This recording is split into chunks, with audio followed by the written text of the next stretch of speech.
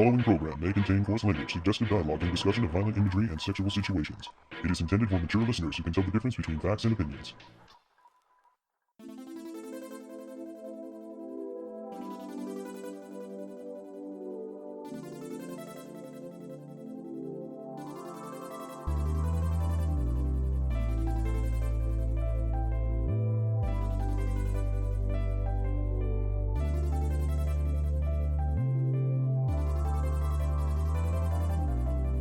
It's the first week for the B team on this episode of the Toonami Faithful podcast. I am your host, Sketch, and with me I have...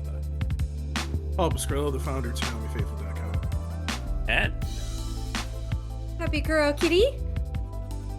And... Editorial writer, Laser Kid. And... Streaming Steven, social media person.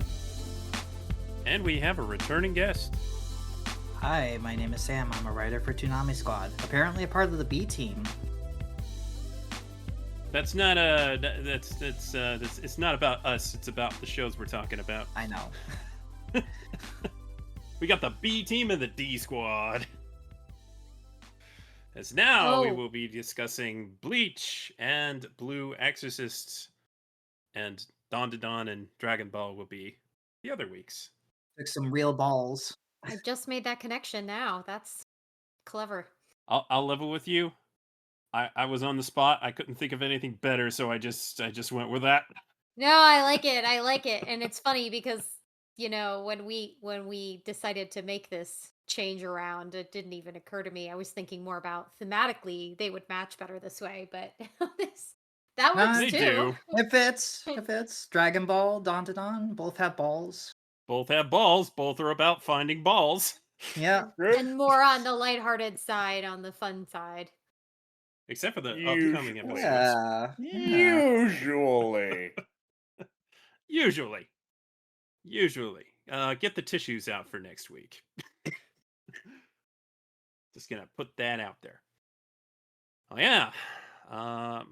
This will be ending one core of Bleach and starting the next. And then we'll be also starting the next arc of Blue Exorcist. So we'll just go ahead and get started with the final episode of the first part of Bleach, the 1,000-Year Blood War. The Blade is me. After learning a good deal about his mother and his lineage, Ichigo decides that he's got to go back to Soul Society. And immediately his father's like, hey, how you going to get back there? Well, don't worry, because one of Nemaya's aides shows up to get him back over there. Lickety split. So once he's over there, they do the test again with all of the Asuichis. And a really weird thing happens. Ichigo starts walking through the dark room with all the Asuichis, and they start bowing. What is up with that? That Pretty is cool, actually. They know they were about to get their ass whooped, but continue. Maybe. And he goes and he finds one all the way in the back and he grabs it by the hand. And as he does so, it changes to look like his hollow self. Well, that's the right one. So he pulls him out and now he's able to reforge. But in the meantime, things are going on in Soul Society. Now there's a big battle looming. Like the Wandenreich will be back. So it's neat to see some of the Soul Reapers really, taking this seriously. Hitsugaya decides that he's been relying on his Zanpakuto and his Bankai far too much, and he needs to go back to basics. So he goes to relearn his swordsmanship. Meanwhile, Hisagi has never awakened his Bankai before, and his higher officer tells him that that's what he's got to do. And Soifan goes to sharpen her skills alone in some solitary training, and her number 2 guys are like, well, I guess she left without me. But perhaps the most interesting one is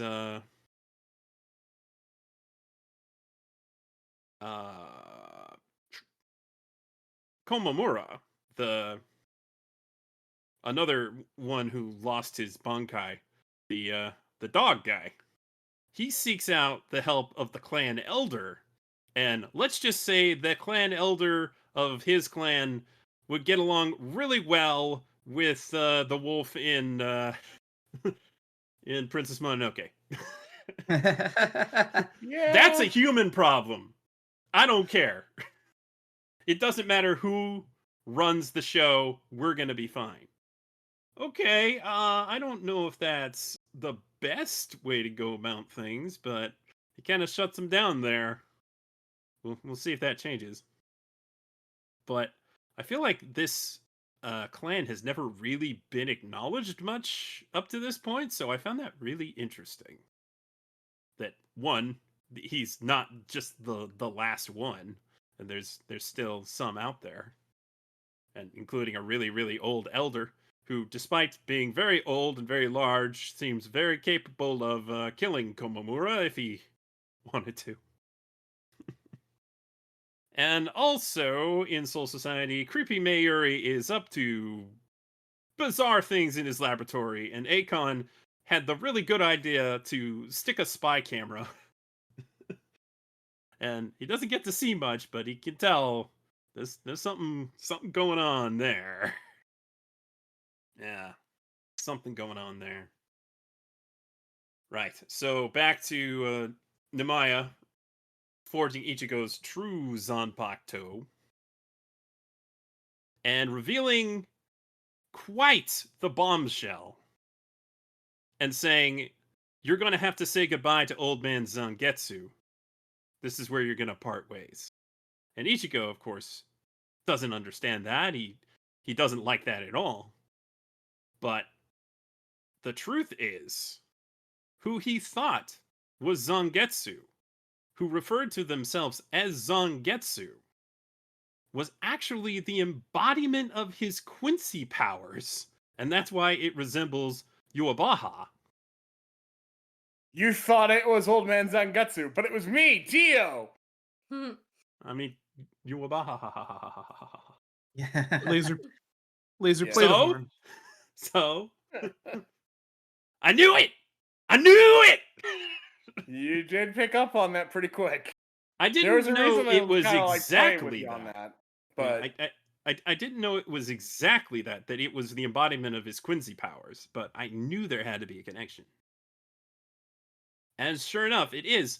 But the really interesting thing here is Old Man Zangetsu points out that every time that he was helping Ichigo hone his Soul Reaper powers, he was using the Hollow.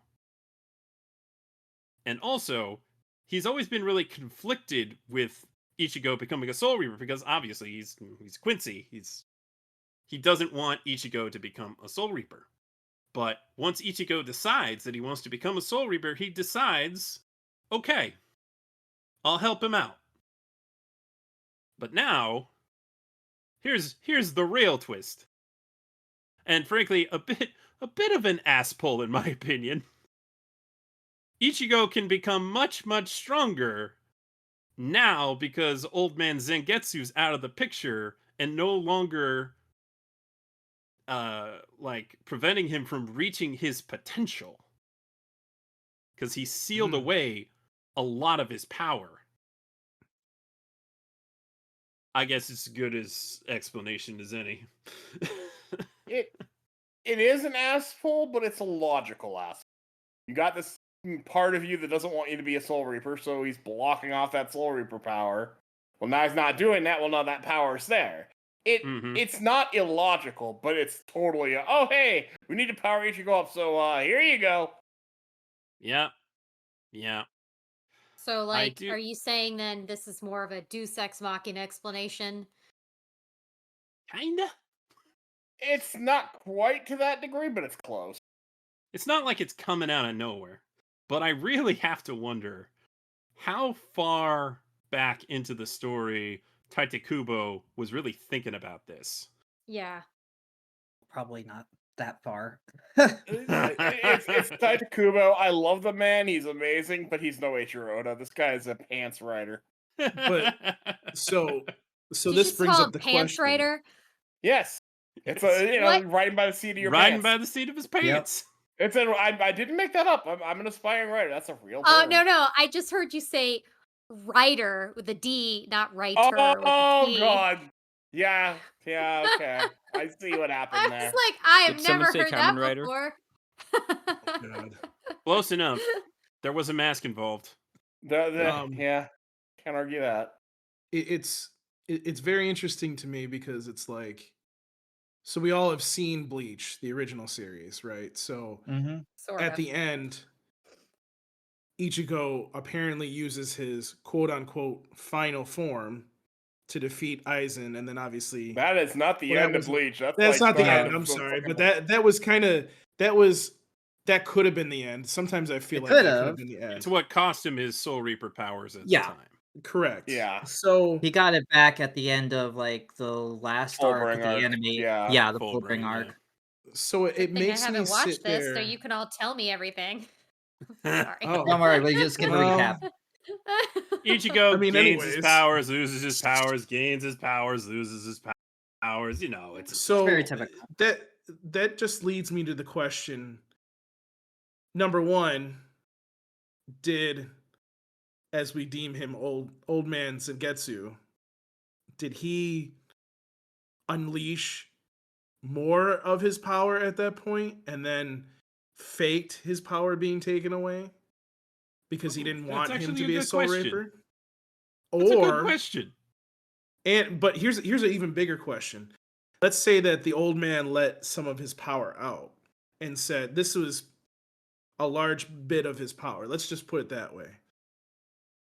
Where We know for a fact that it wiped out his power because he couldn't even see Soul Reaper anymore. He couldn't see the supernatural anymore.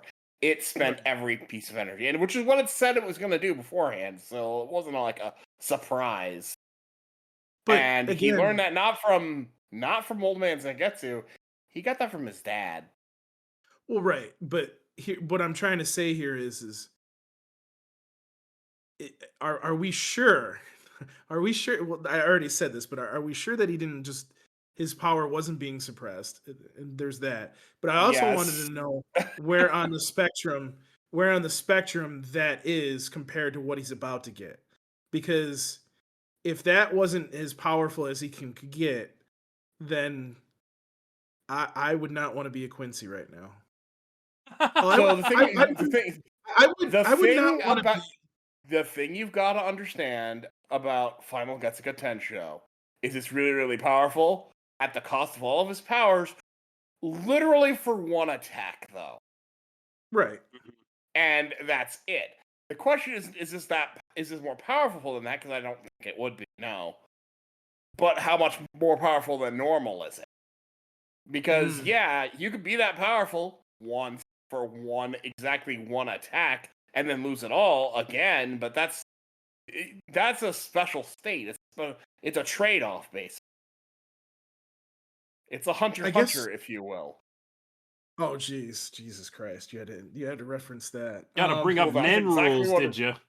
Well, that's Yeah. exactly what it is, though. It It's is. the No, same it thing is. that You're right. Gon did. Yeah, where do you think Exactly. Kaitaku No, it got is. the idea?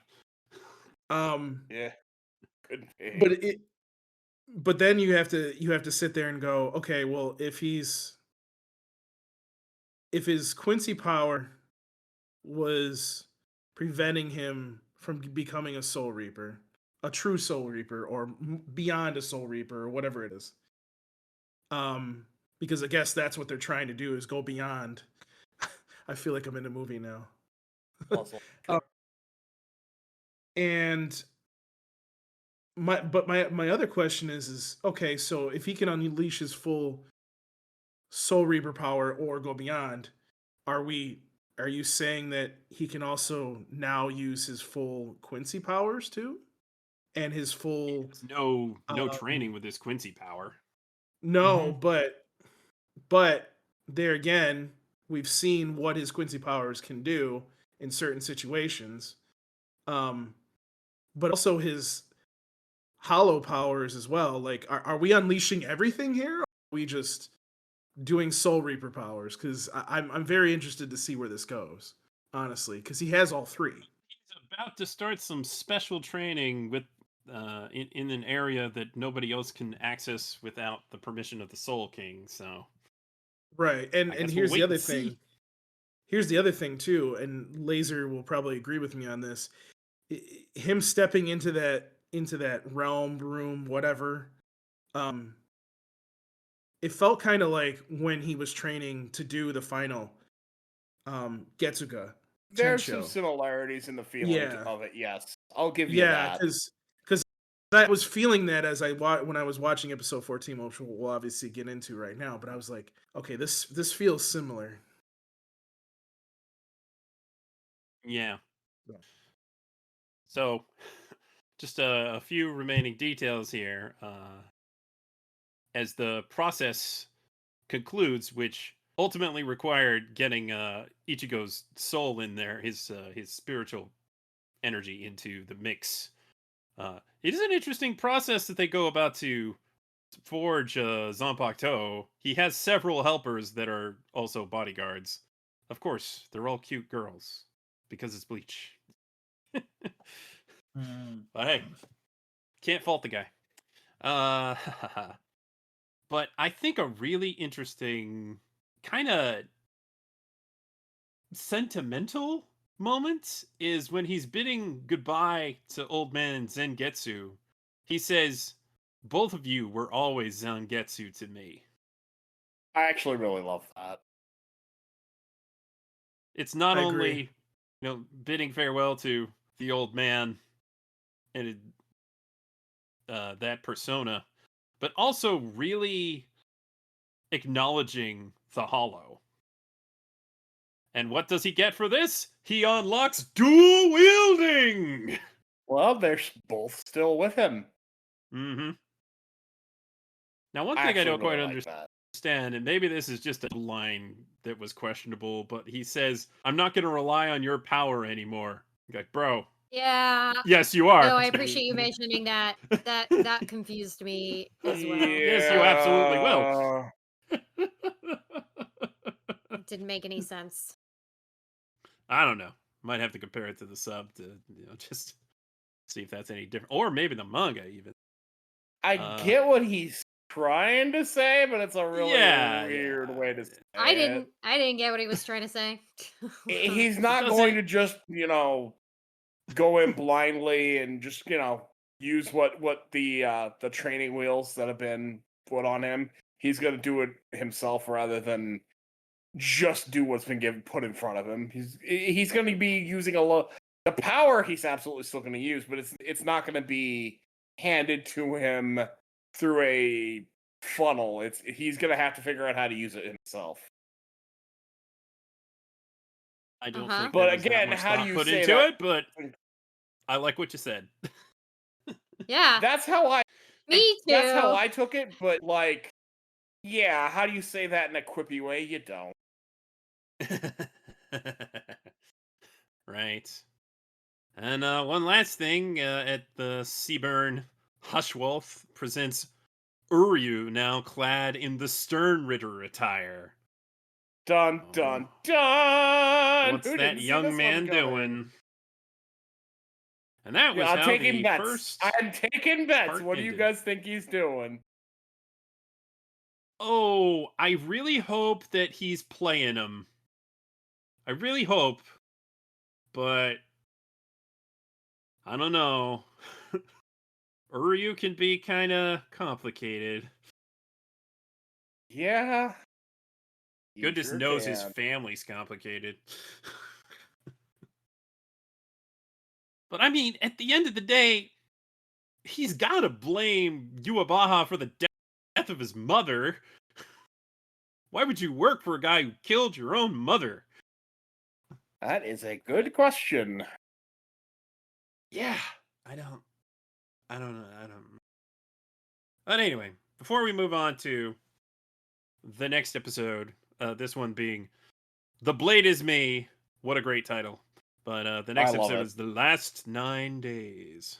But before we move on to the start of The Separation, as it's called, what are your thoughts on this arc so far, Sam? It's good. I'm actually really impressed with the animation quality because this is a huge step up over the animation of the original series. I mean, there's a new director involved and possibly just more money throwing at this. Who knows? But yeah, it's been a really fun arc so far. I mean, it's just more Bleach, and I like Bleach. Yeah, it sure was fun when they slaughtered Soul Society. I mean, Oh yeah. Maybe they kind of had it coming. Maybe. Anybody else have some remaining thoughts on the first part before we move on? Yeah, I I loved the animation style as well. I really liked the use of color. I like the way they put dramatic sequences in this kind of shadowed um black and white shading with like magenta accents, which is what they used for the opening sequence as well. It's just it I feel looks like really modern it's and fresh. It's really like stylistically it feels right for just anime and for this series in general.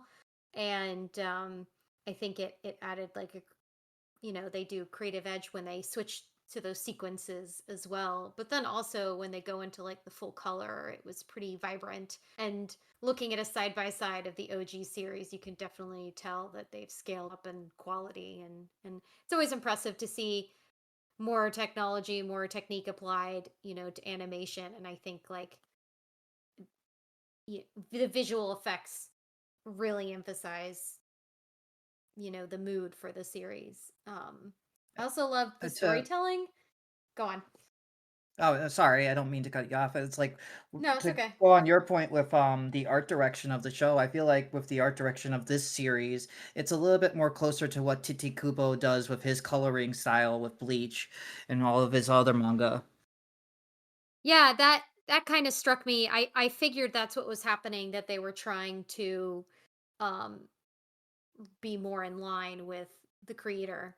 And I appreciate that. And it translates really well visually to the series, the way they incorporated it.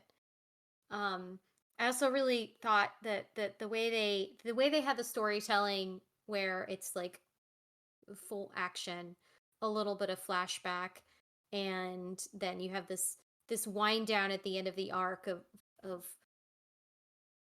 of like a big history element of, the origins of oh, crap, that, what the main character's parents. Sorry, I'm having a brain fart here. um Ichigo? Ichigo's parents. Yeah, sorry. Ichigo's mother. It was like right there in Yeah. front of my face, and I couldn't get it out of my mouth. Yes, I so actually the I whole actually sequence found of his that parents. Go on. I've actually found that whole storyline to be very satisfying because Yeah. in the beginning parts of the story, they just kill off Ichigo's mother, and it's just like, oh, well, a hollow killed her. And it's like, oh, well then. But there's more to it, and I actually think it's really satisfying to know more about Ichigo's past along with his parents. It didn't really make sense to me when Ichigo's father was a Soul Reaper way back when they introduced that, but it makes a lot more sense now. Yeah. This part, the actual history there makes more sense than I think they tried to do with Ichigo's new power. I thought the explanation, it just, I maybe we're missing information and we just have to see more, or I was tempted to think that it was partially retconned, and I found it a little confusing. Obviously they had to have some kind of scale up ability, and that's why they're having all these training arcs of the different characters learning their abilities, which honestly made me think story wise, like, well, why were you all so complacent and not doing this all to begin with? Like, what makes you think that you wouldn't have needed to learn these abilities before all this happened? But yeah, I digress. um Obviously with any anime, especially shonen, you have to have like a scale up. They have to learn a new ability, they have to have a new power to deal with a new enemy, or else like it would just stay kind of stagnant. So part of this feels a little bit like another iteration of that. But I wish they had given a better explanation of the situation with the two Zangetsus. Like I get it, he was a manifestation of his Quincy powers or whatever, but I don't know. It's not all coming together for me. Maybe I need to rewatch it or just keep watching and it'll make more sense to me. But one of the things that I noticed, because I said this before, I haven't finished the full series. Um, and so there's a lot of like, even though this story stands on its own, there's a lot of little details that are throwbacks to the original series and like characters or elements of like things that references to things that have happened. And having not finished it, like I had to keep going back like to like who is this character and why are they important, who are they, like that was a little bit confusing. So i think I think if a person is watching like I am and they haven't watched Bleach, it's very easy to get confused, even if you can appreciate this particular arc standing on its own. All the little details that make up like, the whole world are thrown in there and are building up, like those kind of get lost in translation if you haven't been caught up to everything. So I definitely feel more of a motivation to go back and finish watching in spite of the extremely unnecessary filler in that series. Holy crap. People complain about Naruto, but I maintain that Bleach is far worse. Far worse. I mean, there's Oh, actually Bleach less fillers are filler in- nuts. Yeah, Yeah. but it's also way less than Naruto was. Like way, Yeah, way it's- less. I don't know. I Less, found it but to be more intrusive. Yep. it's way more intrusive and way like more poorly written. It doesn't actually Oh add yeah, anything for to sure. the I'm not story. arguing against that. Yeah, like they literally stopped in the middle, like they're literally in the middle of fighting in the Ironccar arc, and then Oh, suddenly absolutely. they're doing a It's throwback frustrating. to Ichigo another versus arc. Ulquiorra. Twice, Yeah. twice they And did then that. Like I'm just like, wasn't there what is like happening here? they were in the middle of the whole Aizen arc, and then they stopped for like a Halloween episode, which was so Like weird. Naruto was never that bad. Naruto was never that Ooh. bad. By the way, now that we know the true identity of Old Man Zangetsu, the Sword Beast arc is even worse now, isn't it? Yes! Yeah. Or You the, pulled like, out Iwamaha instead of Zangetsu, you dummy! or the Bankai, or the one where they're like their swords rebel against them. That's the one I'm talking Yeah. about. The Sword Yeah. Beast Oh, arc. okay. Yeah, I knew it by a different name. Yeah, Which that was honestly, really I stupid. thought was an amusing arc because it's fun No. to see. I enjoyed the No. first half Yeah. of that one. The It's where we terrible. actually I had hate a it. main bad guy. That was interesting. The second half, Yeah. we're like, oh, hey, he's beaten, but we're still around. Isn't that wacky? No. No, I never no. thought it was.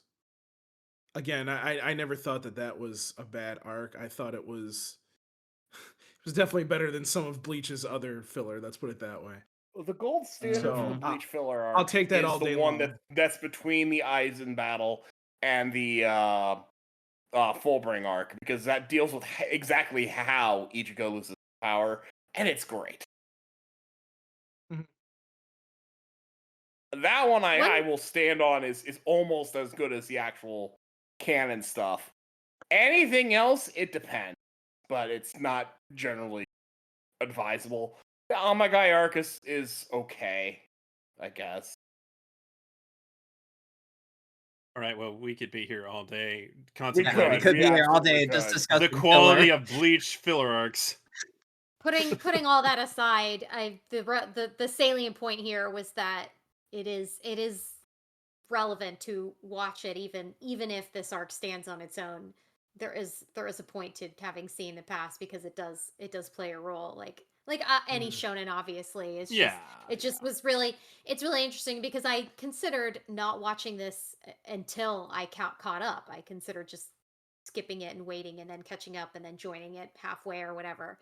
But I decided to do it this way, and it's just been a really curious experiment for me.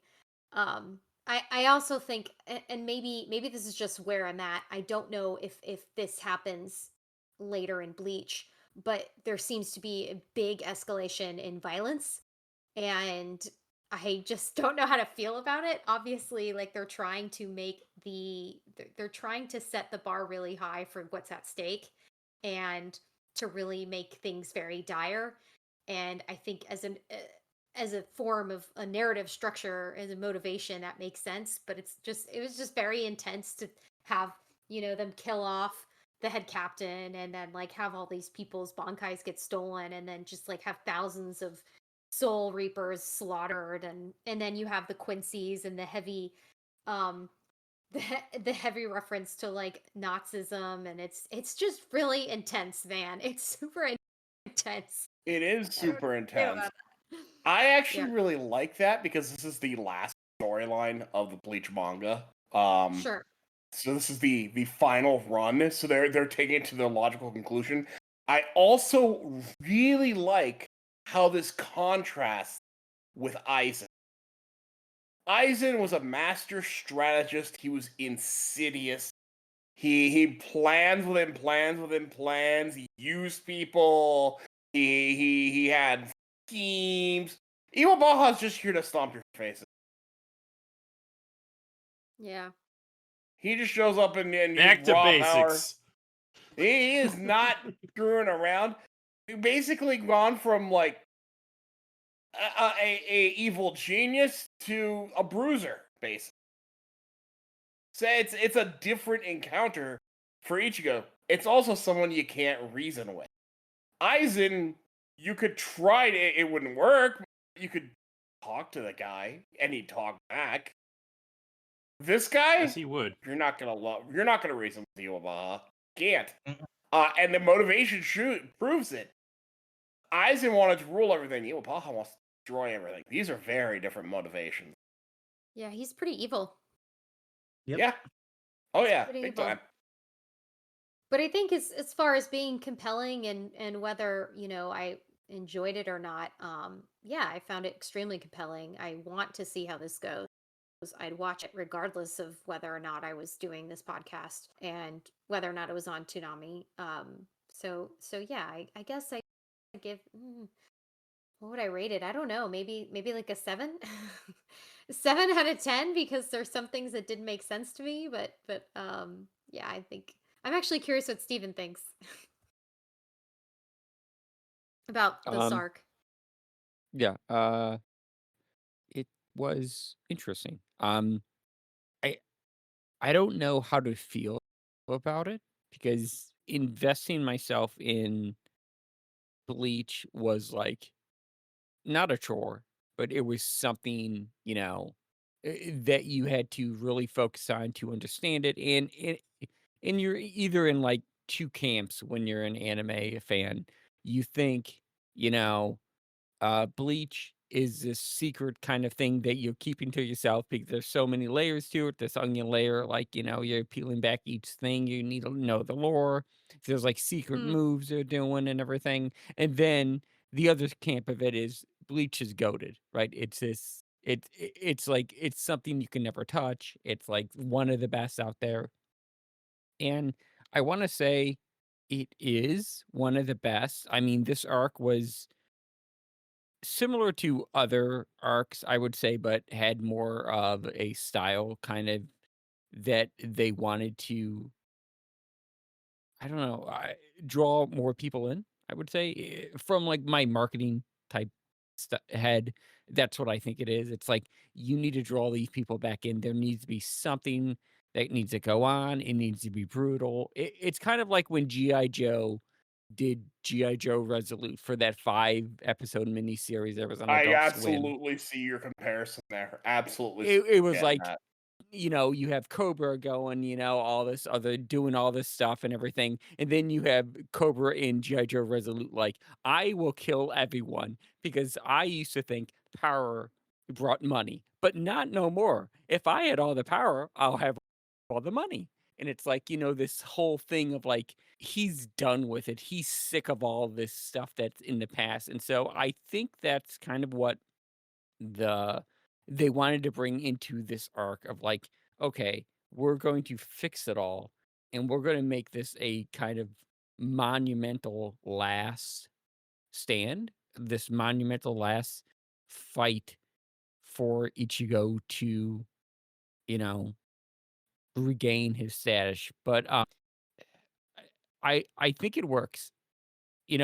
Part of me, it's a more brutal, unforgiving cold part of a story than we're used to seeing. It's like we see people dismembered, incinerated, what were they? Torn in half, um, just because a blood feud that just went on and never got fixed, and it grew messier, messier every year that it was counting down to it, and it's like, I don't know. I like it. That edgy tone justifies that, like, darker nature, that different atmosphere of, like, the use of shadows and the colors that they have in it. I mean, you have a cold, sterile, background, and, like, this is, like, dark, what, a light blue, and then we have the darkness of the villain's, like, throne. I'm like, that it makes perfect sense, but then I do feel like sometimes who like me, who's not up to the lore, who, would just, like, not, I would say, not anyone, who's, like, really goes into it, who's like, this is not Naruto when you're in, 6th grade doing hand signs and because you just memorized them all. This is, like, some other, like, level of stuff. Um, Hold on. Did you I memorize yeah, hand signs and can you still do them? okay, Kuro, just because I practice You it. Can know, do a you can, you Kamehameha. can. I love it. No, no, Every kid I could Um, do love it. I that. love it. Every kid in middle school could do the Naruto yeah, cloning technique. Oh, we know everyone knew it. Steven does like secret jutsus in his room. Come on now. Yeah, we all Amazing. know that. I dance in my room, but it feels like that this series, comparing it from Bleach, the original stuff, uh, it feels disconnected. And it's the same thing. It feels disconnected, and you need to know stuff going in. It's like Kingdom Hmm. Hearts, right? When Kingdom Hearts 3 came out, there was lore videos of like, okay, here's the story up to here. Even the lore videos didn't even help, Even I get that Kingdom Hearts reference. just gave, yeah, Kingdom Hearts just gave a discount of like every single movie out there, and it's like it's a 2.5 hour movie that you're watching, and you still don't understand it, and you have you have like all of these people coming up, and you got King Mickey coming up, and then you have all of them, and now they're dressed in Organization 13 outfits, and it's like, what's going on? And they're like replacing X in their name with like a different letter. It's like, what? I think this is for not the true fans, but this is the stuff that the true fans wanted. They wanted as the show grew and as these people grew, the fans grew. This is the show that they wanted to do. And it feels disconnected that you need to learn stuff. So that's my thought on all of that because I'm probably rambling now, but I'll give it an 8.5. Um, One thing I do want to add real quick, and then we can move on. Um, People wanted this so bad that there was actually somebody, I can't remember his or her name on YouTube, but they actually started making episodes of this arc. And it's funny because I think they made the first episode and they were just about to release the second episode. And by the way, this is their own animation. This is them, using obviously I don't do I remember if it was it different voice actors? Because I think If it was a home animation thing, I don't think they would have the funds to hire the no, original cast. I think if I remember correct, I have to look back, but I think the God his name is I don't know why, but it's the same thing. I'm having a brain fart too tonight. The guy that played Ichigo, and I can't think of his name right now. Black Johnny Young Ranger and Bosch. Power Ranger. Johnny Young Bosch. There we go. Um, yeah, I think he might have been part of it too. I don't remember, but I'm gonna have to look it up. But I remember like they were about to release the second episode, and all of a sudden they announced, oh, the new this part of Bleach is gonna be coming out. So that was it's interesting to see like how much people really wanted to see this series come to fruition, and for Bleach to actually get a finish and us to see the last part of the manga of this show. Yeah.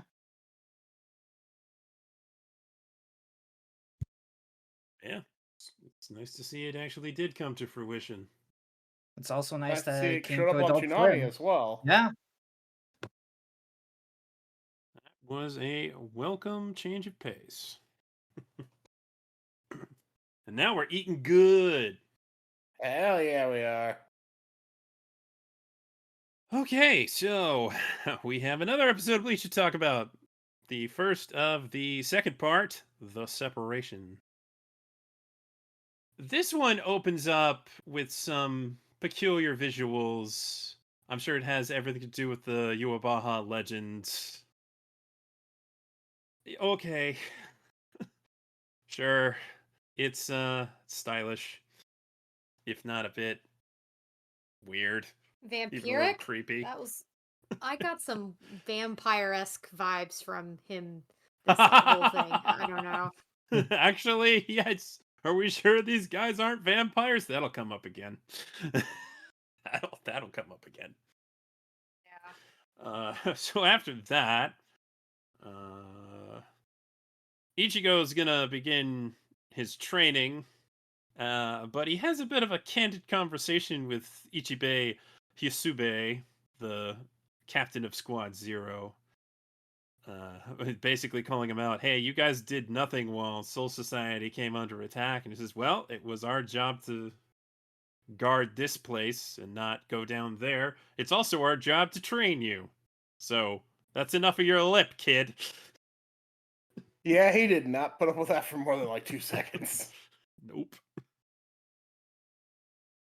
Meanwhile, Uebaha gathers the Quincy army to announce he has chosen Uryu as his successor, and they took offense to that. Dun, dun, dun. Many Stern Ridders were very unhappy about that. Some always assumed that Haschwalth would be the most worthy of the post. Bombietta is so mad she grabs some random guy and is like, come back to my room.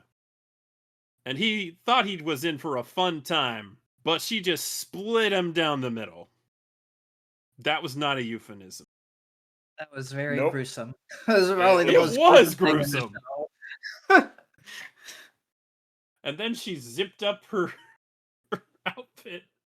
And the other girls show up and they're like, oh, come on, Bambi, you made a mess again. I said, yeah, but I kept the mess inside. Phrasing. Phrasing. Big phrasing. I just got that. Oh my. I feel like it had to be intentional. Yeah.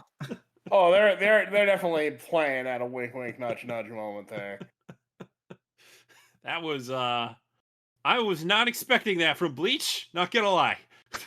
I almost have to question, was that in the manga? From all I've heard, the manga is worse about certain things. Oh. Define worse. More graphic? More graphic, more explicit. Ew. Man, Yeah. Kubo's not Not messing around this not like the porn level, but okay. Cranking the fan there's service a up to famous 11 manga at the end panel here. where one of them puts their hands up through somebody's boobs and slaps them back and forth. And that got completely cut. That's probably for the best, to be honest. Probably Yeah, for the probably for best. the I'm best. totally going to agree with you, but No one needs to see knowing that. that that's in there, yeah, I would not be surprised if more. Come on. But I mean, that body splitting scene, and then you have to remember, internationally, this is on Disney Plus. Yep, that's where I watched it. Because I've got the Not that it's the pack. most obscene thing you can find on Disney Plus these days, but still, it's that's something. So yeah, the Stern Raiders are all pretty upset that Uryu shows up out of nowhere and is claimed the successor. Askin Naklevar stops a ruckus between various ones, specifically Boz B, who's kind of hashing it out with Hashwolf. It's like, hey man, you were supposed to take this, man. Are you really gonna sit down and do nothing about this? I swear, every time I see Boz B, I only can think of that character from Cromartie High School with that same kind of hair. Looks so much like him. Meanwhile, in Hokamundo, Orihime and Chad are training while Uruhara researches the Quincy medallion. And as mentioned, actually quite a while ago in this podcast, Ichigo is sent to a special place in the royal palace that can only be accessed with permission of the Soul King in order to make him stronger. And down in the Earth Realm, the new head captain, Shunsui, shows up in front of Ichigo's human friends and poses the question, Ichigo might actually become too powerful for the world, and then you'd never be able to see him again. And they're like, hey, how dare you say that? It's like, no, don't worry. I got your ticket to ride right here. They all got tickets just in case they have to come up to the spiritual realm to see Ichigo. What a guy.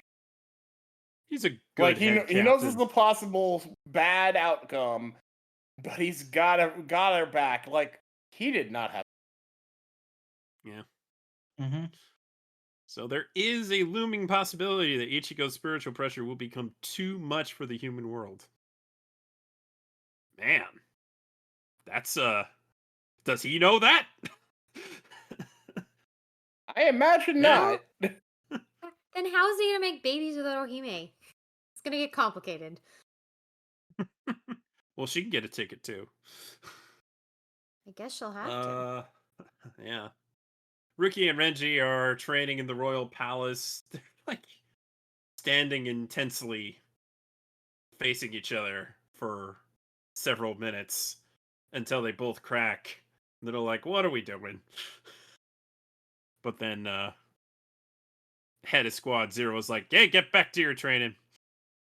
And Byakuya is still recovering from his wounds. But while all this is going on, a dark dome engulfs the Serite, and the Quincy army prepares to return for their next battle, as Yuabaha declares that he will retake the world in the next 9 days, as per the Quincy song, the Kaiser Gesang. Also, somewhere in there, he has a conversation with Uryu, and Uryu poses the question, why did I live and my mother died? And I'm sorry, I have to make the bad joke that I guess Uryu was just made of sterner stuff. Ah, That's good. okay, Megatron. I appreciate that. But there's this whole ritual which makes me say, wow, they really take communion very seriously. Eh,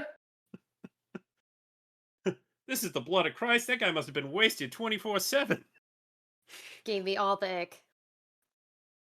It was so gross, and then he had like a part of his lip covered in the blood. I was like, well, now you definitely look like a vampire. You blood sucker. It's supposed to awaken his true power. Okay.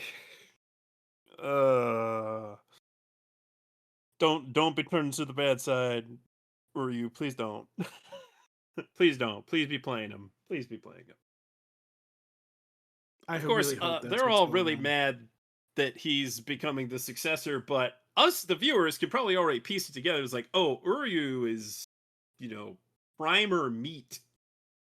He is not quite like the highest level of Quincy because the bloodline was slightly muddied by his mother, but yeah, he's prime stock, probably primer stock in their minds than anybody else, including Hashwolf.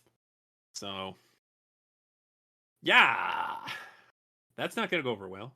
It already hasn't. And one more thing, new opening. I like it a lot. It really reminds me of kind of that classic Bleach opening where all the characters are like hanging out in street clothes and doing things that you wouldn't normally see them doing. And it's super weird in particular to see Kenpachi that way. Hmm. Super weird. But I was like, It's gonna be yeah, really sad. I like these Bleach openings. It's gonna be And at really the sad when very they cut it. end, Ichigo and Uryu facing off. Ichigo's got a guitar with two heads, and Uryu's got his violin or viola. I'm not entirely sure which one. I'm sorry, I'm failing as a music guy. But yeah, the contrast of Also, what is with Uryu getting into a helicopter? All I can think of, we're one of the helicopter people now.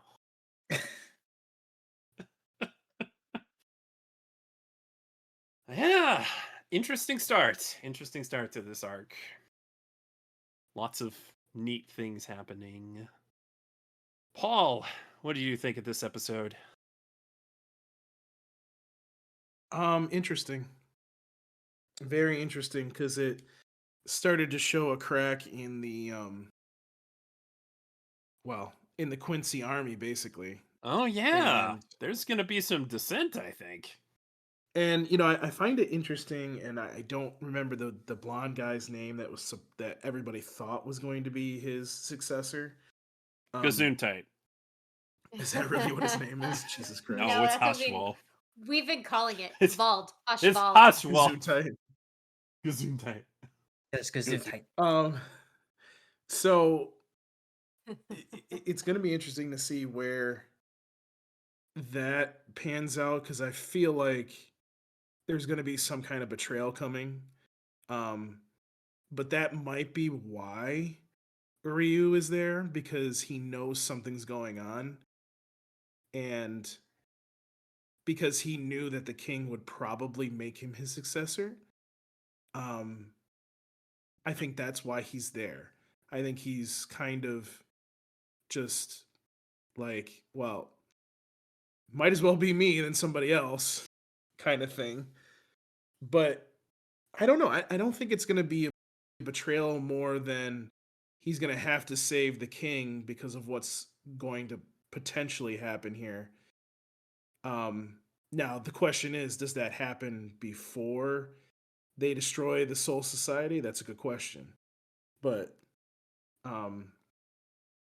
yeah, I'm interested to see what happens. And obviously, I feel like Ichigo's like entering like a jungle in Avatar or something. I'm like, okay, what's going on here? He's like slowly walking through this, like it's supposed to be like some kind of spiritual thing, so to speak. But like it's very interesting because it's like, what is this gonna do? Like, is he gonna come out of there, and like just you know point his finger at somebody and they die or something? Like, what how far is this gonna go? Like, So I'm really interested and excited to see what that'll do. Um, it's also funny that he went into that without his Zanpakutos, and all he has is a stick. So I'm very interested to know why he can't take the Zanpakutos in there. I mean, he obviously has one Zanpakuto, but it's two, so that's why I'm saying it that way. But yeah, it's just going to be very interesting going forward to see how this series ends up.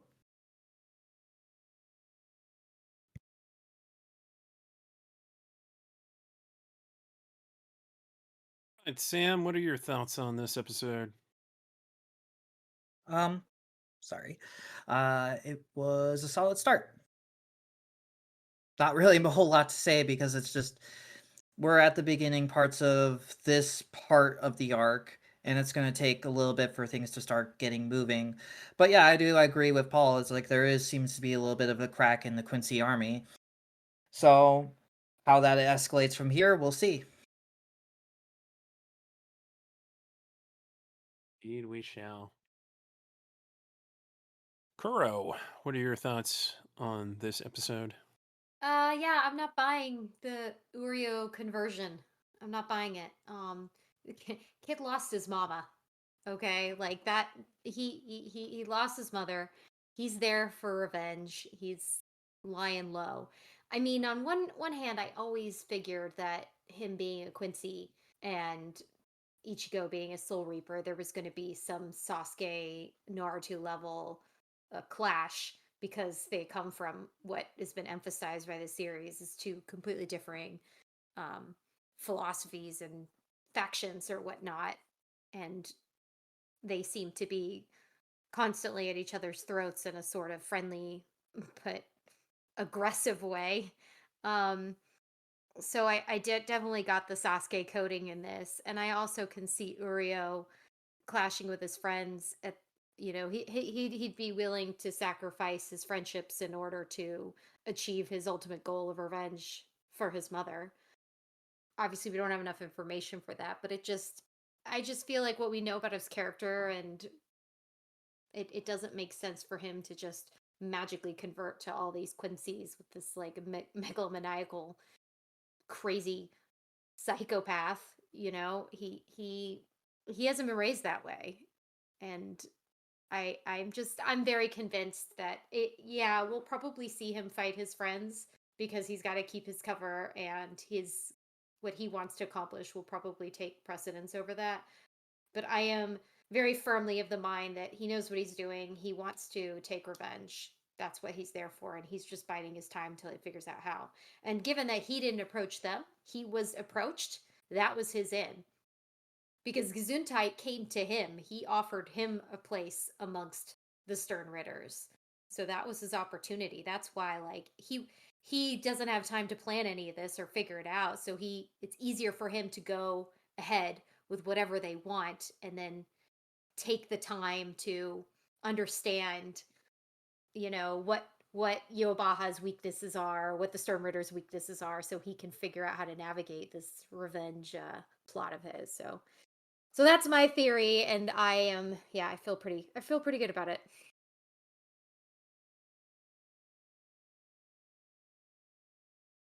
Steven, any thoughts? Let's see. I would say it didn't really do anything plot wise. Just or you going to the dark side. Um, will that amount to anything? I think it might play out in a different way. Of he probably, I wouldn't say it's going to be like a double cross situation, but I do think that he's going to um he's going to like being with the Quincy's a little bit because he's technically around his own kind.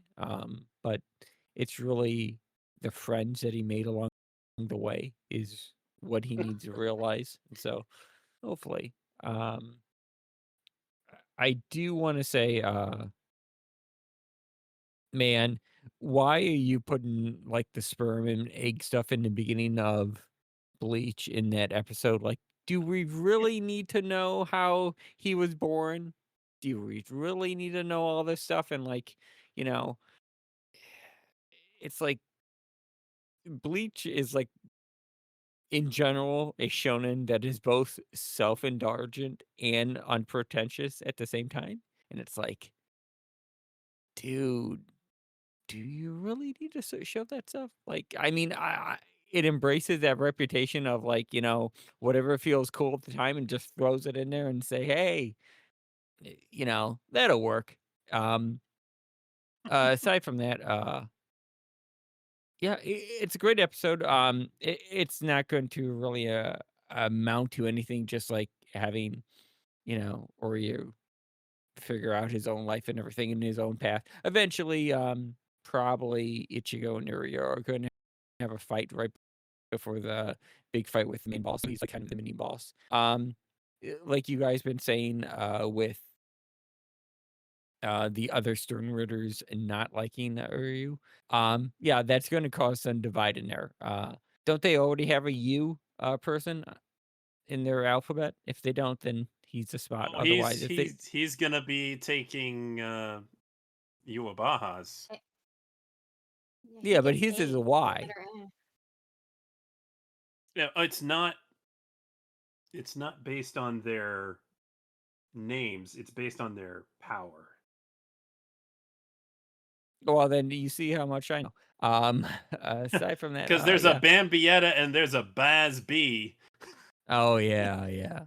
So apparently that alphabet doesn't work anymore. They must have just started going to the number side or something. It based on the power itself, like, what does the power do, and then you Because put Kilgay was the letter on J it. because of jail. Yep. Oh. Yeah. There's Well, probably you at know least what? some of them that have the same, The- like have their names start with their letter, but maybe not. It's all based on their powers. Way to mess up the Actually, alphabet. I don't remember Yeah. what letter he said Uryu was going to inherit. I think it was A. A. Yes, it was A. Yay. Yep. It is A, and I know what it stands for, but I'm not telling you. Something in German. Does it stand for asshole? It stands for No, but Achu. it should.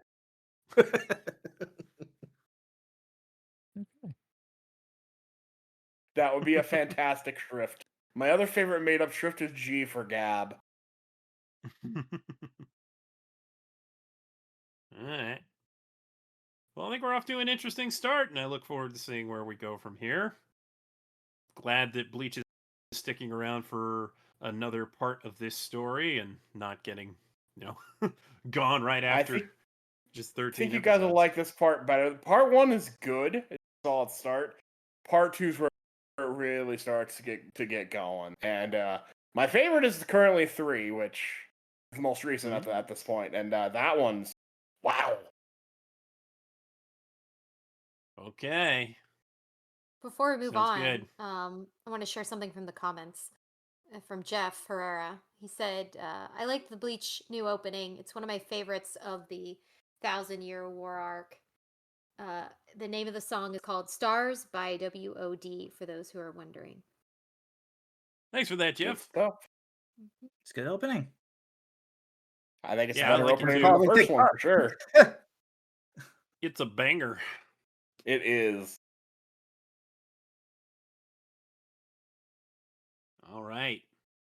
Well, we have a fresh new arc of Blue Exorcist to get into, so we're gonna do that. Let's do it. Hey, Kuro, we get to talk about this again. Yeah, I know. Episode by episode this time. Yes. So we begin with Rin studying for once, and in the classroom he happens to realize that one of his classmates can see a demon lurking in the classroom, whose name is Sei Godain. And later on, Rin explains to Godain about the temptate, which is what enables exorcists to see the supernatural, and ends up making a new friend. Later on, Yay, new friend! Yeah. The 4 teenage boys of our core group there, being Ryuji, Shima, and Konokomaru, are hanging out by Rin's locker and mistake a letter from Mephisto for a love letter, which understandable because he's very flowery. And he informs Rin that the Vatican will be postponing his execution, presumably due to his monumental efforts in Kyoto. And it invites Rin to a banquet at his place, which he, in a really nice reference to OG Faust, says that it'll be the home of Johann Faust. Love that little bit. Yeah, that was a nice Easter egg. Anyway, later at school, Godain is seen running from a demon that only he can see, and Rin scares it off in a really badass way. He just kind of looks at it and mentally tells it to back off with his blue eyes. That was pretty cool. I like this new version of Rin. Anyway, Godain is having an understandable meltdown at being able to see all these demons and asks if there's a way that he can just not see them. So, with his friends, they all discuss whether this is actually possible, which results in him shouting across the schoolyard at Izumo like calls him a lunatic or something. She's so embarrassed. It's so typical of Rin. He just doesn't care. Doesn't really have the same sense of shame as the rest of us. Anyway, Yukio is doing his broody things by his broody self and passes Shura in the hallway, who reminds him to stop dodging his physical. Why would he be doing that? Why would he be doing that? Rin decides to head to Mephisto's place and take up the invitation for the banquet with the intention of asking about something to help his new friend. And during the banquet, Mephisto decides to reveal his true identity, who he calls himself Samael, King of Time. Put a bookmark in that. And says that he is demon royalty and pulls them into Gehenna for a brief period where he can discuss some of these things. And it's like, it happens really quickly, but he drops a lot of important information, not just who he is and his place in the whole like demon royal family, if you will, and his place is the second most powerful or something like that. But he mentions the demon weak spots, which are the tail and the heart, and mentions that Rin's heart is sealed. And it's just basically a 101 of important aspects of his pedigree and his abilities. And he beats him up a little bit and points out that he's still got a lot to learn, that he may have beaten the Impure King, but he didn't do it on his own. He had help, and he's not as powerful as he thinks he is yet. So it was a quick reality check for Rin, apparently. The Force is with you, young Okumura, but you are not a Jedi yet. He pulls him back into the real world and then offers the eye drops that will stop the demon sighting in exchange for a favor, or rather a task. The next day at breakfast, Rin senses that Yukio is hiding something from him after they have a bit of a back and forth, and laments that he doesn't trust him enough to tell him what's happening. Yeah, we know. We agree. Later on, we all saw this one coming. Yeah. Rin has gathered the X-Wires all to get rid of the to get rid of a demon possessing the paintings in the school art gallery. And as the kids observe the painting, without coming up with the plan, Rin's like, well, let me just try slashing it with a sword, and goes for it before, waiting for anyone to agree or disagree, because that's how he rolls. Unfortunately, it plunges him into some kind of wicked dimension, which a quick-thinking Konokomaru is able to break him out of, as he has formed a barrier and apparently figured out what was happening and took off his glasses so that he wouldn't be affected by the whatever visual jutsu this demon was going to force on all of them. Then he proceeds to awkwardly call out all of the friends, including, first of all, he starts with Ryuji saying, you don't always have to be in charge. Let someone else take charge, let someone else be the leader. And he's not wrong. And basically reams into everybody individually about, what their general personality flaws are. Big yikes. I think this was needed. I think they all needed to learn a little bit here. Yeah, and I think Konokomaru needed a chance to shine too, because he made some good points, especially about not relying on Rin specifically, but about having Rin's their trump card. Don't just use it for anything. Yes, be the trump card. So he decides to take charge of the strategy for defeating this particular painting demon, and utilizes each person's strength in order to deal with the shapeshifter. And eventually figures out that the painting is part of a set using verbal cues from Mephisto, and that they all need to be destroyed at the same time. It's very RPG. Which they do. And it works. It's great. Yay. and everything explodes in paint. Meanwhile, somewhere in Yemen, we meet a new character who I'm naming now, but we don't learn his name until the next episode. This is Lightning, who is Laser's favorite character. I was about to say, this is my favorite character. Yes, enter Lightning. And we also get the return of the very whiny paladin Angel, who I don't think anybody missed. Nobody missed him. No, They seem to be I don't think fighting anybody something. They seem to be fighting something they're calling Impure Princess, which looks to be a version of what Rin and all of his friends were fighting on the mountain last arc. And it warns both of them. It issues a warning to both of them before it explodes all over the desert. So Rin does, in fact, get the eye drops, which he gives to Gorain, and then they have a little conversation before he leaves and goes out with all his friends, and he's very happy. And the episode ends with a postscript, which Mephisto has a bit of a monologue about, very ominous monologue.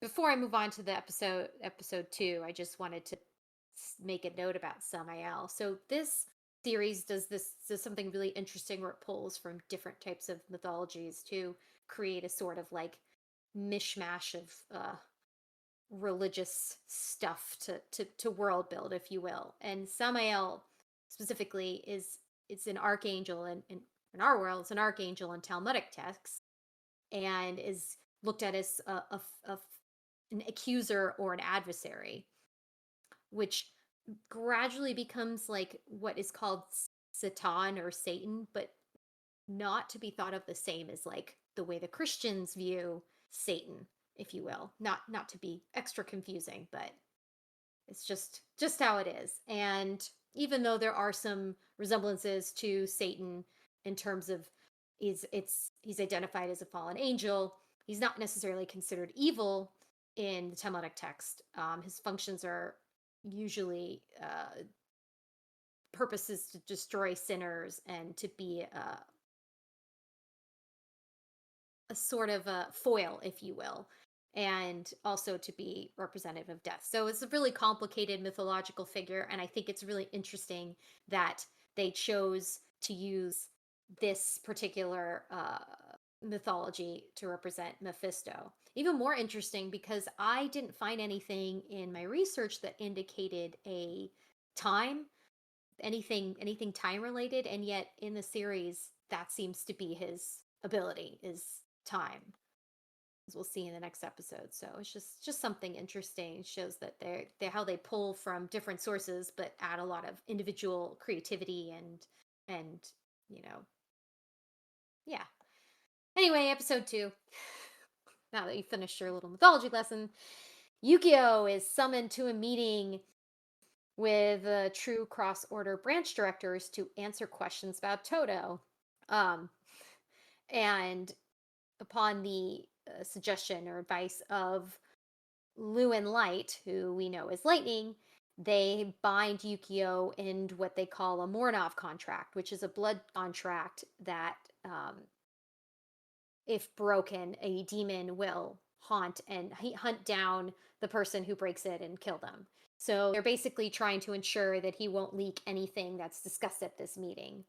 And it seems that they're trying to get just information about Toto specifically and what since he had the most interaction with him, as we know.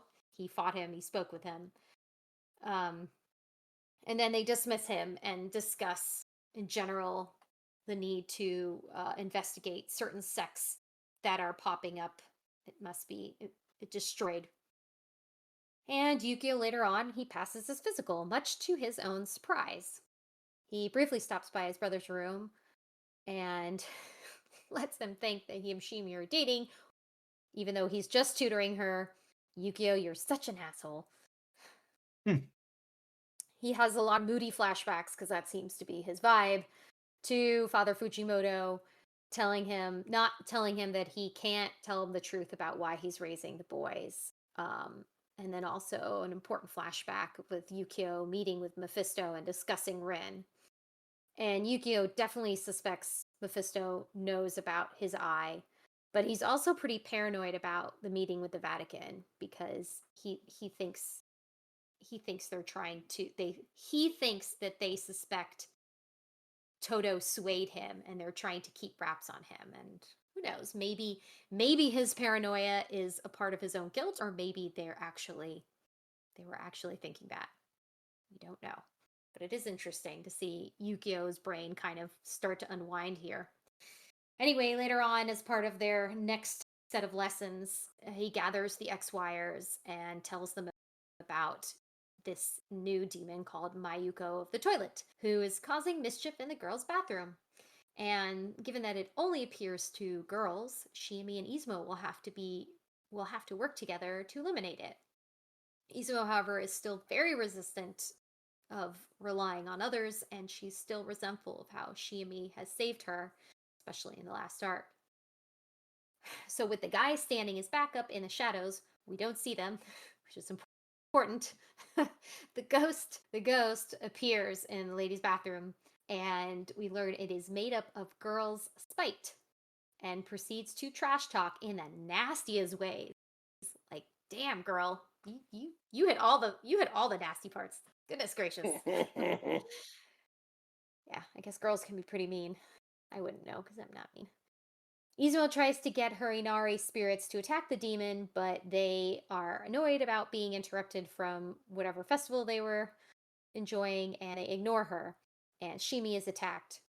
She gets away. And is able to use her ability to get Ni to summon an offering of rice grains to give to the Inari, and is unable to do anything more when she's captured by the demon and he pops off. So Ren, who sees that, of course, it's just a little thing, but it's so cute. He sees that she's been captured and he's like ready to go. He's going to protect his lady. But the Inari themselves are motivated to help Shimi because she gave them the offering. So Izumo is able to successfully chant to free her and dispel said demon ghost. just as that happens, the boys come in and they're all dressed up as girls. I think my favorite was the little barrette that Ren had in his hair sticking up on the side. It was pretty great. That was pretty great.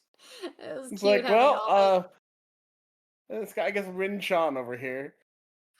yeah. Well, like they're all like what their personalities would be as girls, like with Shima with his pigtails and Takuro with his little blonde wig. It's hilarious. It's cute. Meanwhile, somewhere in Russia, Lightning Angel and Shura discover a man-made gate to Gehenna made up of, looks like a particle accelerator.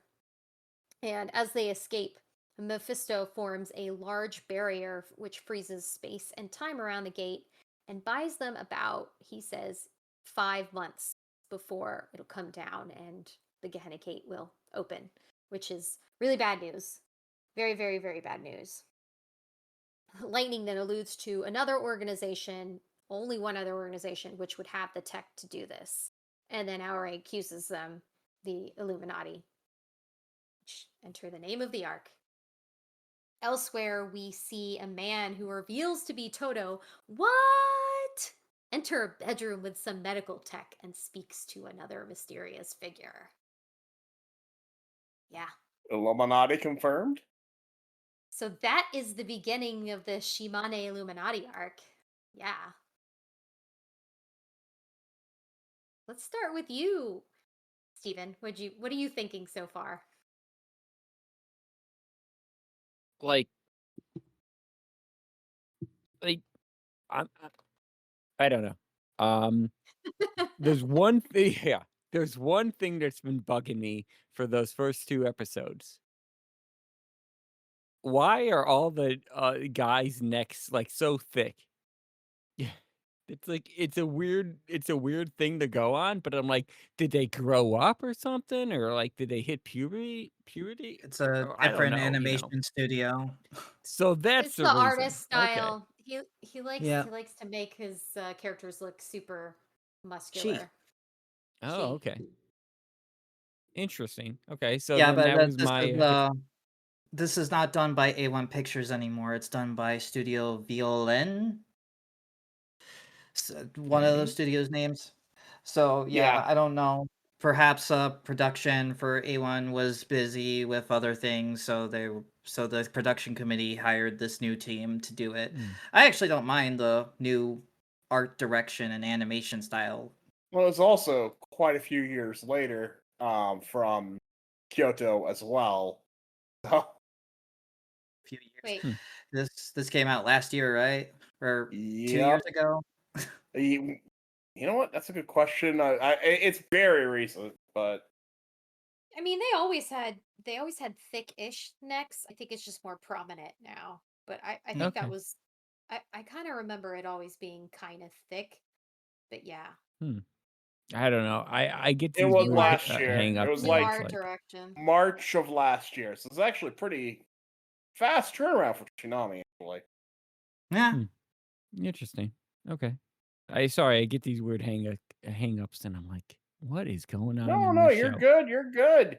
That's an observation I wouldn't have made. And you're probably not the only one to notice. So Aside from that, it's looking like it's going somewhere. I mean, we still have kind of like the main cast in there, still trying to train for to be a team, which technically they are a team and they've been through a lot, so I don't know why it doesn't carry over, but that's what they want to do. That's how they want to teach. Um yeah, aside from that, it's looking fun. It's looking interesting. I don't see the mystery yet of like who is this Illuminati and is there going to be a traitor or something like this? Um, Suspecting that episode 2 when Toto walks into that room, is it going to be Rin and Yukio's grandpa in that bed? Because who knows? No, Okay, well, good. There goes my theory. Um, sorry. that's okay. That's one more bubble to burst. Um, yeah, I mean the artwork, the art and everything else looks great in it. I not diving too much into it, but with these 2 episodes, it's not really doing much, but the comic relief is there when the boys are dressing up to go in the, girl's bathroom, like a ghost would see that and understand it. I'm like, "Oh yeah, that's totally a girl." I'm like, "We can see that," but it felt honest those first 2 episodes. Mephisto trying to, like, tell Rin that technically, like, "Don't mess with me" moment, like, changing the whole room and, like, doing this. He goes, "I'll give you the drops." And it's like, "Yeah, but it's like, you're gonna have to listen to me first." That one kid, uh, that he gives the eye drops to, and he reveals that he's a demon. I hope that doesn't bite you back in the tail, man, 'cause, I I know you're not a superhero, but man, you better be telling the right people because it didn't go right the last time. They all wanted to kill you. So who knows now? Yeah, it's looking to shape up to something good.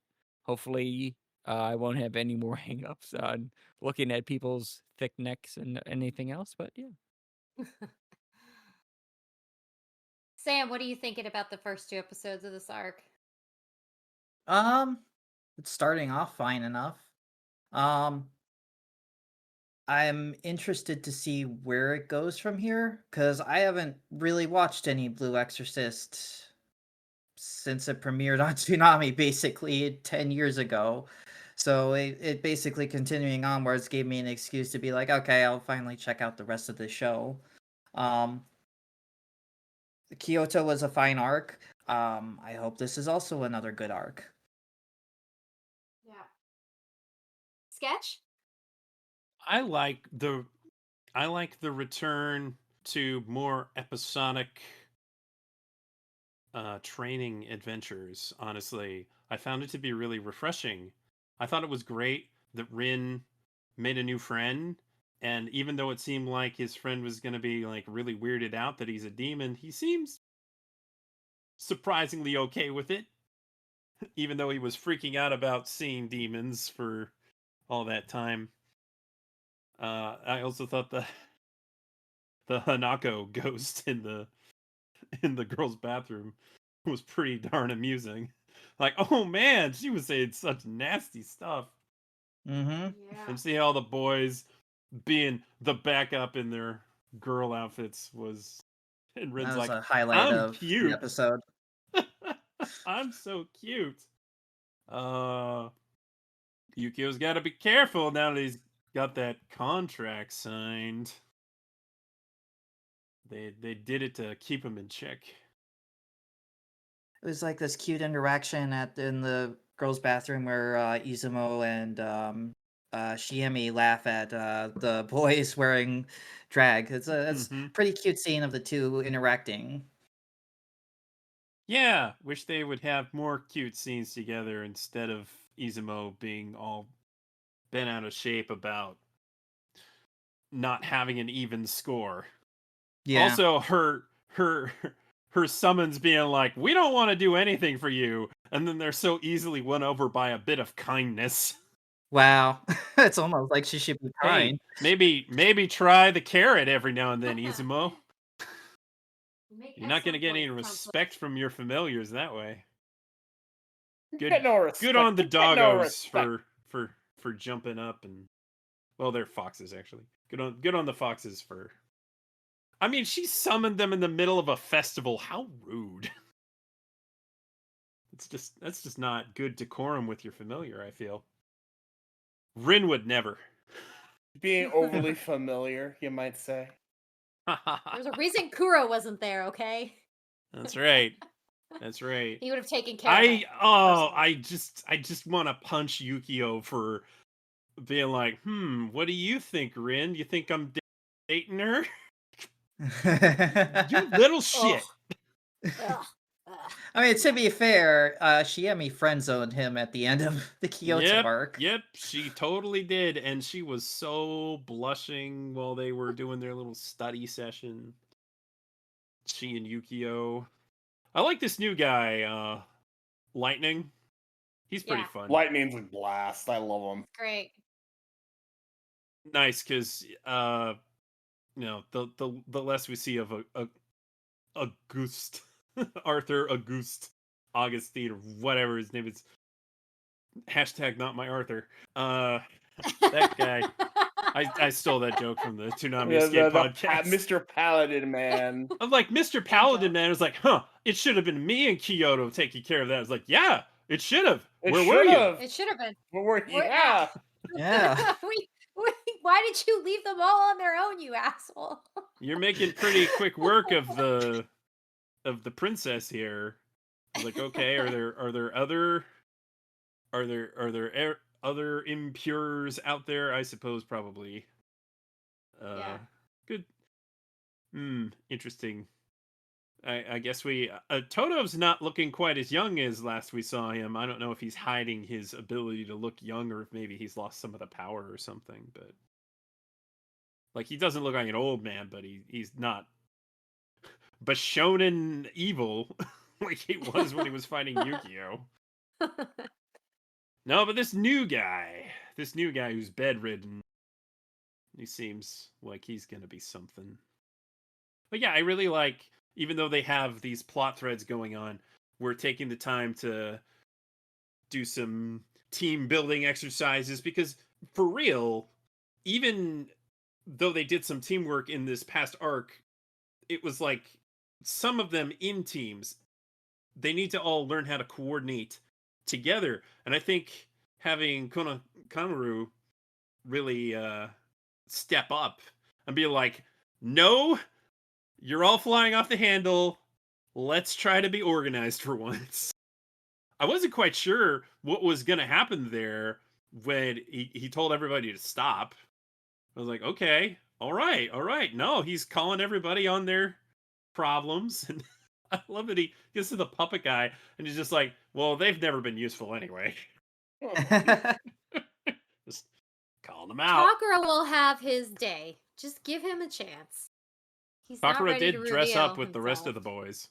He did. He's always there. He's always with them. He He's always present. participates. He's The bare minimum. he's the real ace in the hole. I can just feel it. But I like that Koneko kind of props up and is like, all right, you're gonna be our ace in the hole. It's like, yeah, I like that. He's the break glass in case of emergency. Because of course he'll try to take everything himself, but they're like, hey, wait, if you do everything, then we're going to be entirely reliant on you, and we can't. We're all trying to improve our skills. We're all trying to become good exorcists. So you can't just win every fight for us. We need to have a balanced team. I like that. I think it's good. Koneko has a good head on his shoulders. I like seeing him step up. It's good. And just kind of giving Bon a hard time. It's like, no, you need to stay there and keep chanting. That's your job. It's like, oh, come on. I want to do something else. He was fuming. He was simmering. I don't want to be protected. I want to fight. Good stuff. I enjoyed these episodes. Yeah. I think we're off to an interesting start, and I found these to be refreshing after the long connected story arc of Kyoto. You know, one thing they do pretty well, I think, in Blue Exorcist is emphasize that they're all still students, they're all still learning. And so these XY or excursions are really important part of that, that they're not going to just magically become exorcists by being thrown into terrible situations and unlocking new abilities. They have to really develop these skills and learn them in classroom settings and in exercises where they have to be put into situations to practice different techniques. So, you know, I think I like that you pointed that out, that we get back to, they're back in the classroom, they're back to learning, back to doing. Is this all actually these the first things. episode where we saw Rin doing like the high school stuff other than the cram school? I think so. Maybe? Yeah, I Potentially. don't remember anything like that before. So much so that I almost thought like that wasn't actually happening. I like how Mephisto's like, he'll also attend the regular school, because he's stupid. Well, Mephisto revealed some interesting cards in that first episode. Also, the juxtaposition is like, I believe I told you to dress in formal attire for our junk food ramen. Okay, then this is a perfect place to point that out, because Jeff put another brilliant comment. He says, "Why does Mephisto's room look like Barbie's room?"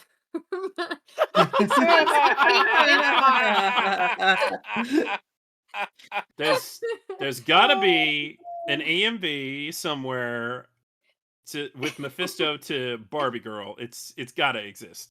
That would be Probably amazing. If it doesn't, it needs to. He's so baby He has girl Barbie's sometimes. dream limousine, his pink pimp car. He does. Yeah. He does indeed. He does indeed. So Laser, you've read the manga, right? That's what I. For this remember. portion, yes. Okay.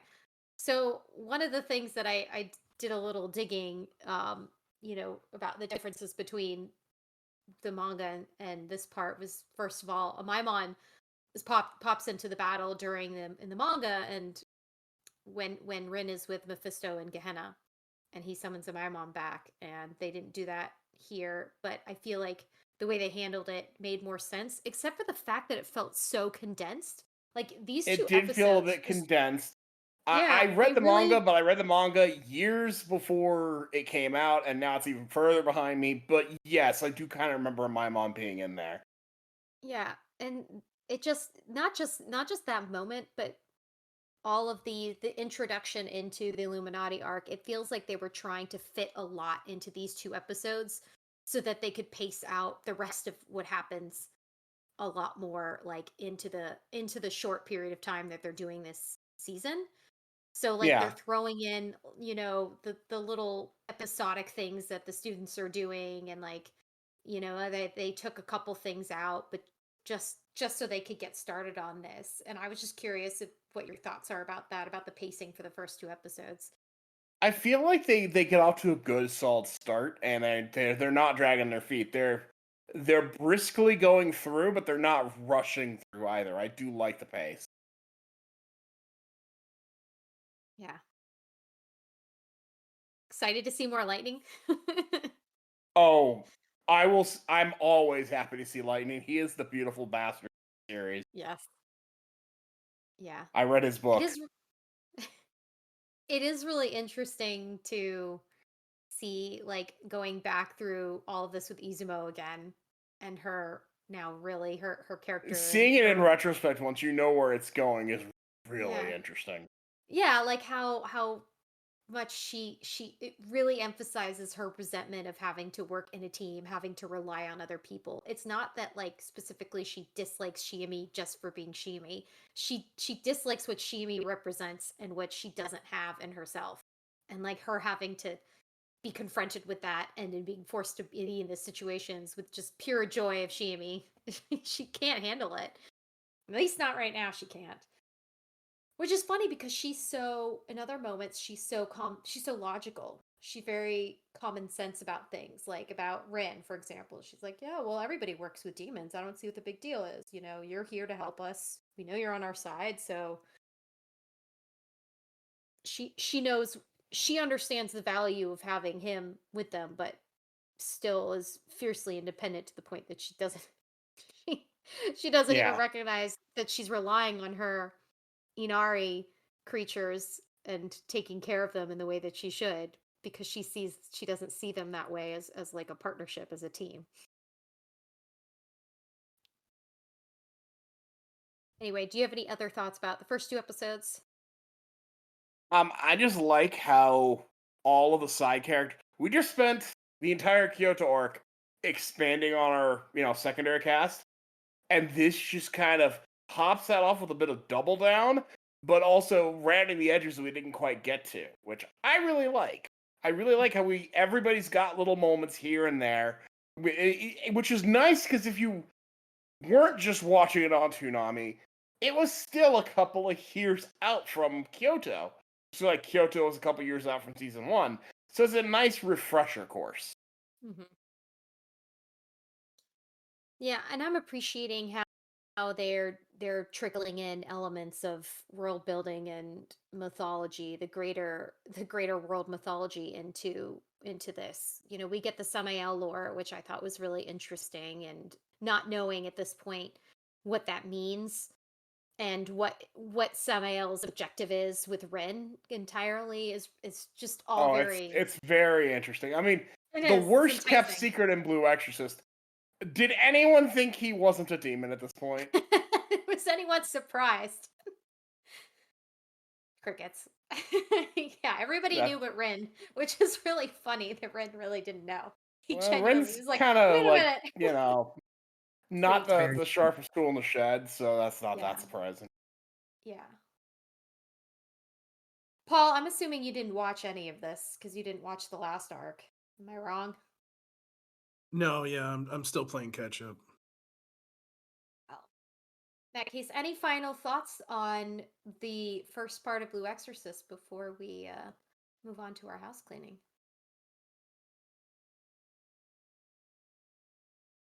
Okay, then. Sketch, it's back over to you. Yes, I suppose it is. Suppose it is. And wouldn't you know it, I didn't have that document up. Do you want me to do it? All right. I got it. Okay. If you have any thoughts on Bleach or Blue Exorcist or anything else airing on Toonami, such as Dawn to Dawn, Dragon Ball, Daima, even One Piece or Naruto, or, Lazarus is still there, airing subtitled for now, you can email us at podcast@toonamifaithful.com. You can follow us on facebook.com/ToonamiFaithfulPodcast and on Twitter @ToonamiPodcast.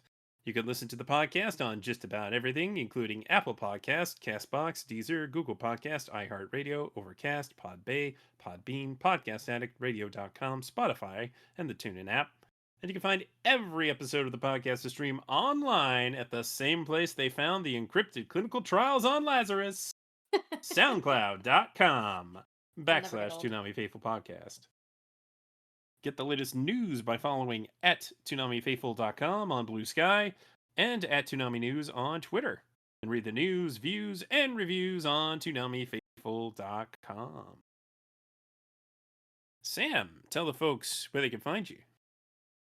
You can find me on ToonamiSquad.com and on Blue Sky at SZ Universe. And interestingly enough, you did recently write a piece on Blue Exorcist returning to Toonami. I think people would be interested to check that out. Oh yeah, Yes. that's currently up. Yeah. Streaming, Steven, where can they find you? Hey. You can find me on all platforms under MXA Ghost. If I'm there, you can find me. If I'm not, you can't find me. Streaming some Hollow Knight, as obtuse as a game that is. Yeah, I'm still grinding through it. Aside from that, I'm super hyped for Kamen Rider. That's airing this Saturday, so that's gonna be fun to watch. Laser, tell the folks where they can find you. Well, you can find me on Twitter at LaserKidPrime. You can find me on Blue Sky at LaserKid. And you can find me on my podcast, The Simuldub Saints, at Simuldub Saints on Twitter and Blue Sky, and on YouTube and Spotify podcasts. And Kuro, where can they find you? Yep. Same place I'm always at Happy Kuro Kitty on Blue Sky and on Twitter. And where can they find you, Paul? Hopefully in my bed soon. But you You can make that find joke me. every time. Get Every some new time. material! No, You need to try- no new You material. need new Come on, Paul. material. All right, you can find me in Steven's room. There you go. Okay. It's better. Ooh. Whoa. That's That's the turn better. I didn't expect. Well, I'm like Josh Allen. I'm silently watching him just to make sure he's doing everything okay. Hey, whatever floats y'all's boat. I don't judge. Anyways, you can find me on X at Paul Pascrillo. You can find me on Blue Sky, which I need to use more. Just searching for Paul Pascrillo. And of course, you can email me, paulpascrillo@toonamifacebook.com. Mhm. And Sketch, where can they find you? You can find me on Twitter at Sketch1984 and also on Blue Sky. Just look up Sketch1984. Thank you all for listening, whether you tuned in for the live stream or catching the podcast after the fact. We always appreciate your listenership. Be sure to share the podcast with your friends if you think they would be interested. And until next time, teamwork makes the dream work. Right. New from Gazoon-Type Productions. Now that's what I call Quincy 23, featuring such hits as Bazby, Bazby, Bazby, Bazby, when you need a random Quincy, Bazby, and I'm a Bambi girl in a Bambi world. Life is bloody, it's really cruddy. Order around 1995. Laser, Yes. get your trumpet, please. That was amazing. Those skits are getting elaborate.